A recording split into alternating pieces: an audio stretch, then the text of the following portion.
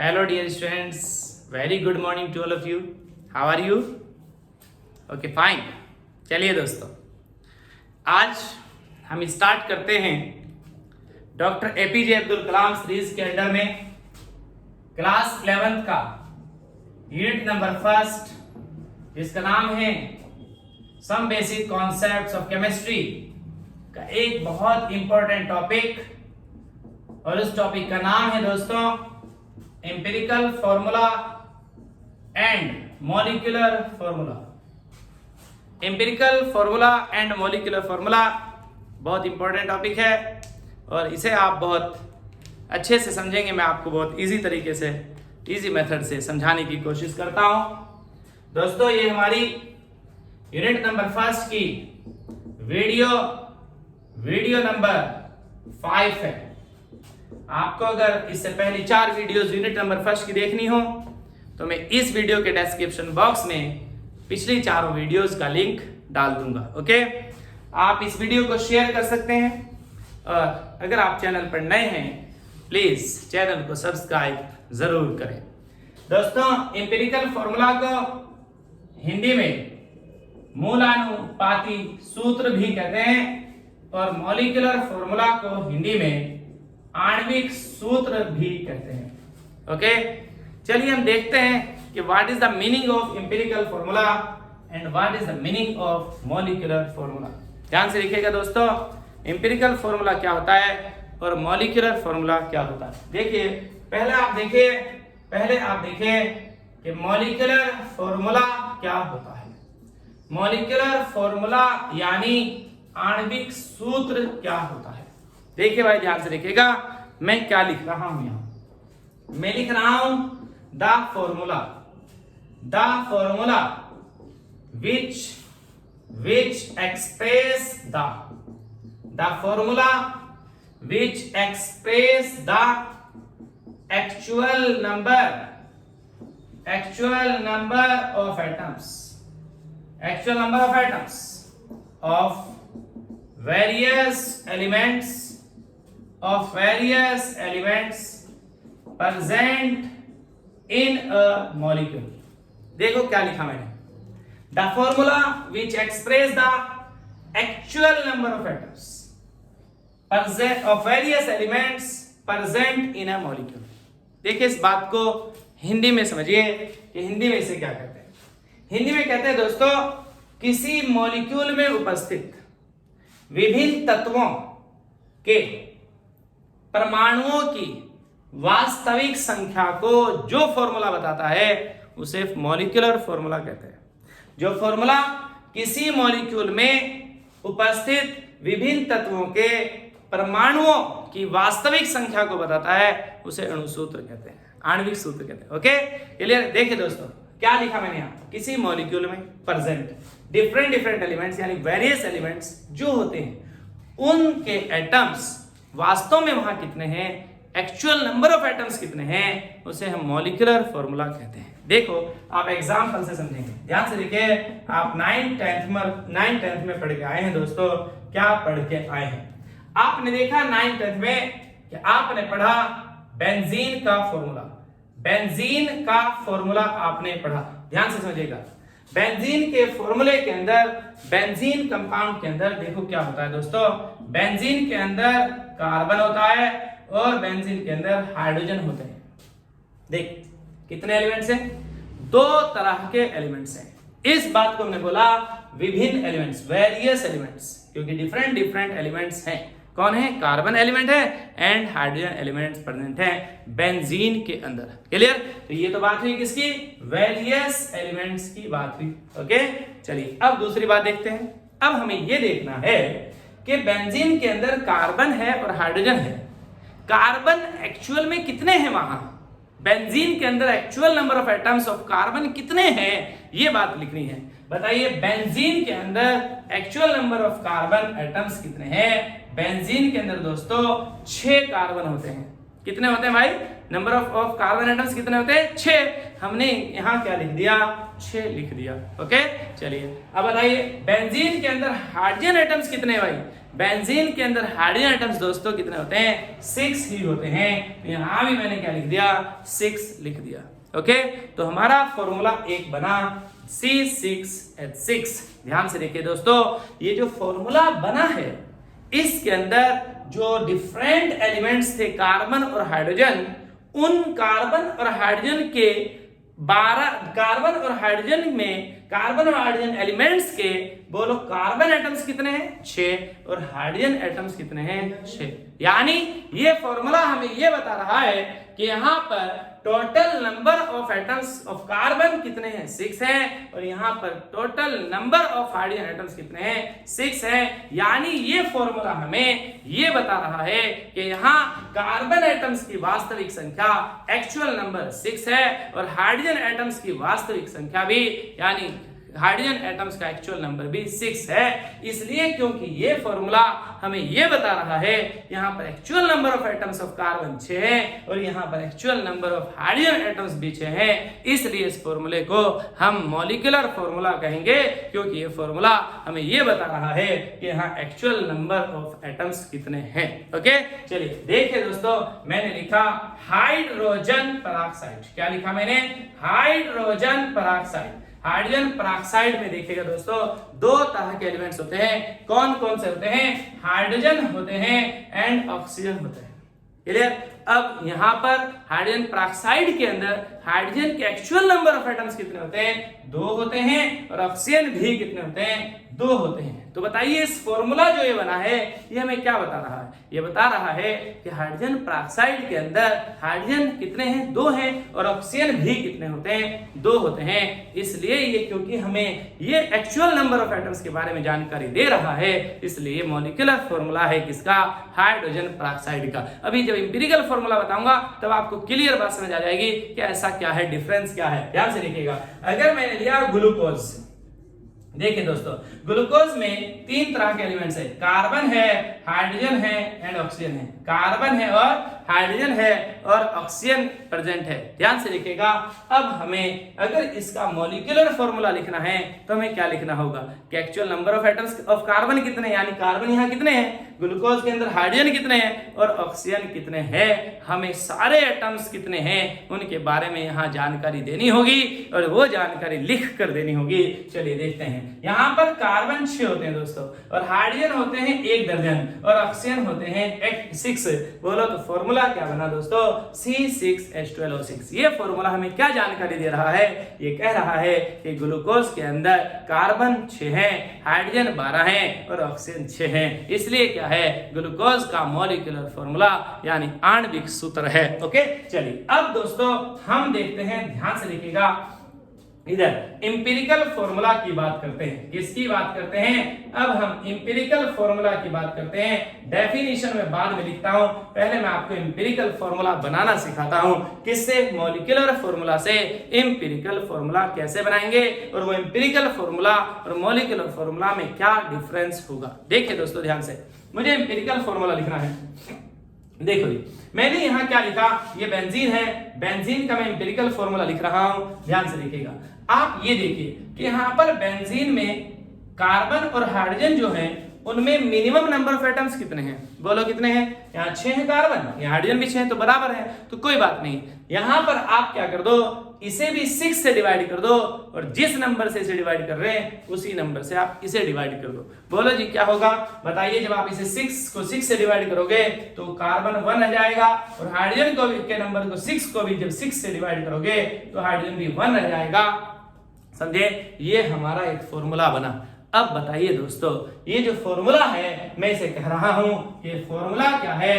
Empirical formula है, मूल अनुपाती सूत्र है। अब मुझे आप ये बताइए, इस फॉर्मूले में और इस फॉर्मूले में क्या फर्क है? क्या ये जानकारी दे रहा है और क्या ये जानकारी हमें दे रहा है? ये हमें ये जानकारी दे रहा है कि इसके अंदर कार्बन 6 है, एक्चुअल नंबर ऑफ कार्बन 6 है और यहाँ पर हाइड्रोजन कितने होते हैं? 6 होते हैं। लेकिन हमें ये क्या जानकारी दे रहा है कि बेंजीन के अंदर कार्बन और हाइड्रोजन दो तरह के एलिमेंट्स तो हैं, लेकिन वो हमें ये नहीं बता रहा है कि टोटल नंबर ऑफ कार्बन कितने हैं और टोटल नंबर ऑफ हाइड्रोजन कितने हैं, यानी हमें वो एक्चुअल नंबर ऑफ एटम्स के बारे में कोई जानकारी नहीं दे रहा है। बोलो बात समझ आ रही है नहीं? बल्कि वो तो क्या दे रहा है, वो तो क्या लिखा, बताओ क्या लिखा हमने यहाँ? कार्बन का मिनिमम नंबर लिखा, कितना? 1। समझे? छोटे से छोटा नंबर। भाई अगर मैं 0 लिखूंगा तो कार्बन 0 मतलब कार्बन है ही नहीं। बोलो बात समझ आती है? हाइड्रोजन में 0 लिख दूंगा तो हाइड्रोजन है ही नहीं, समझ लो ना? तो मिनिमम नंबर कौन सा है? बोलिए 1 है। तो मैंने यहाँ लिखा कार्बन 1 है और हाइड्रोजन भी 1 है। तो बताइए मैंने क्या लिखा है दोस्तों? यहाँ मैंने लिखा है मिनिमम नंबर ऑफ एटम्स लिखे हैं। किसके? कार्बन और हाइड्रोजन के मिनिमम नंबर ऑफ एटम्स लिखे हैं। ठीक है, तो याद रखना दोस्तों, इंपिरिकल फॉर्मूला हमें क्या बताता है? ध्यान से देखिएगा, इंपिरिकल फॉर्मूला हमें क्या बताता है?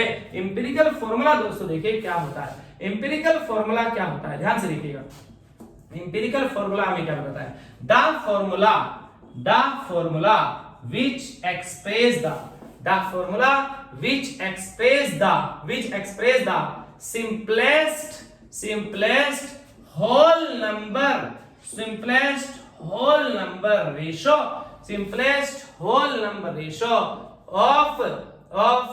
of various elements present in a molecule। देखो क्या कह रहा है दोस्तों, क्या कह रहा है यहाँ पर वो डेफिनेशन के अंदर कि ऐसा फॉर्मूला जो हमें क्या बताता हो? सिंपलेस्ट होल नंबर रेशियो बताता हो। किसका? जो डिफरेंट एलिमेंट्स हैं उनका सिंपलेस्ट होल नंबर रेशियो बताता हो। अब सिंपलेस्ट होल नंबर रेशियो क्या है? इसे मैं ऐसे भी लिख सकता हूं, क्या? मिनिमम नंबर हमें बताता हो, मिनिमम नंबर ऑफ एटम्स को हमें बताता हो, यानी एटम्स की कम से कम संख्या के बारे में जानकारी देता हो।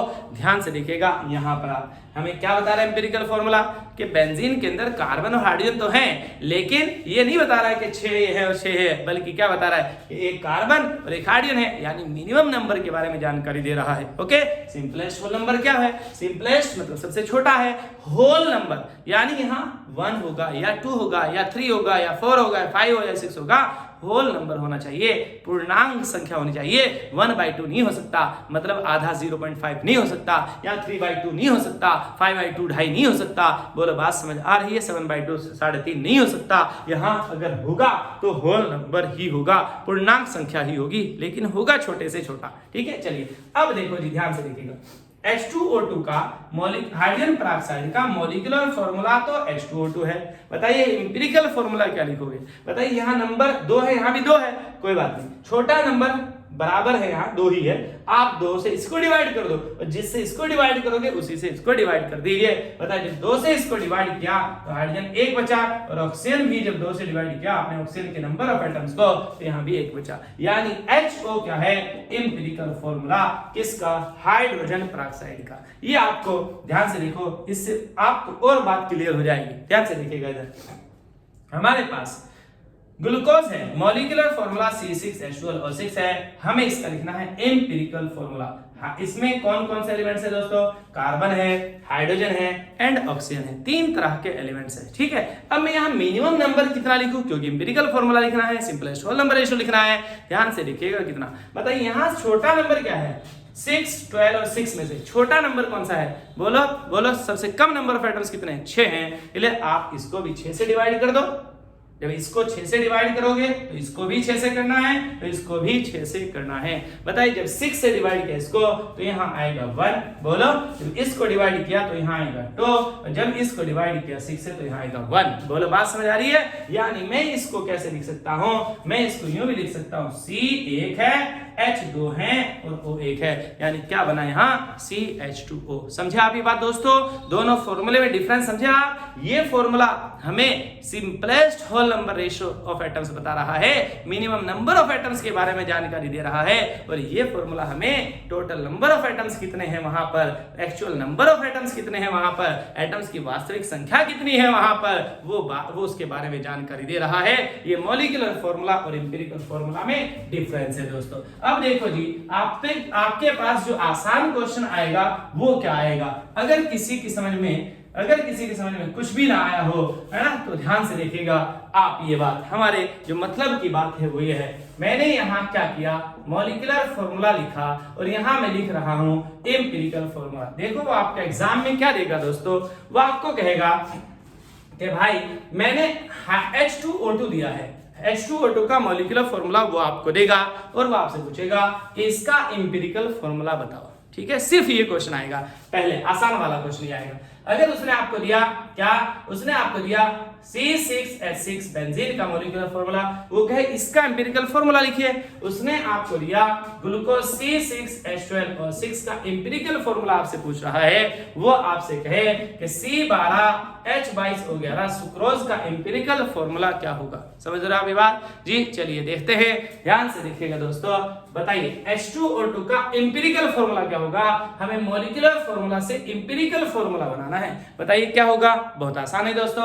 आप यहाँ 2 है, यहाँ भी 2 है, बोलो आप इसे 2 से डिवाइड कर दो, इसको भी 2 से डिवाइड कर दो। ठीक है, जिस नंबर से इसको उसी नंबर से इसको डिवाइड करेंगे। बताइए कितना आएगा, यहाँ 1, यहाँ 1 HO आएगा। बोलिए यहाँ बताओ भाई दोस्तों, बताइए यहाँ भी 6 है, यहाँ भी 6 है, मिनिमम नंबर 6 ही है, 6 से इसको डिवाइड कर दो, 6 से इसको डिवाइड कर दो। बताइए यहाँ भी 1 आएगा, यहाँ भी 1 आएगा। CH क्या है, एम्पिरिकल फॉर्मूला बेंजीन। चलिए यहाँ बताइए, बताओ भाई, यहाँ मिनिमम नंबर 12 नहीं है, 6 है, तो 6 से ही इसको डिवाइड करें, यहाँ 1 आएगा।